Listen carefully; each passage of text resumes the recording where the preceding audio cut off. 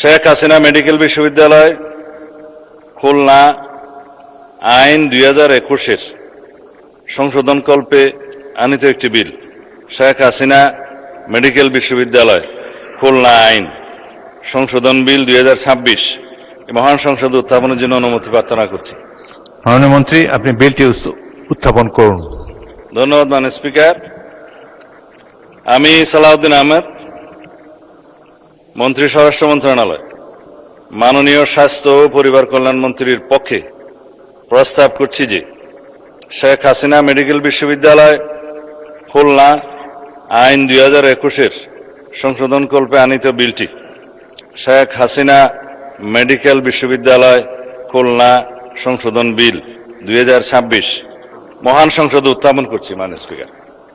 ধন্যবাদ মাননীয় মন্ত্রী। শেখ হাসিনা মেডিকেল বিশ্ববিদ্যালয় খুলনা সংশোধন বিল 2026 সংসদে উত্থাপিত হলো।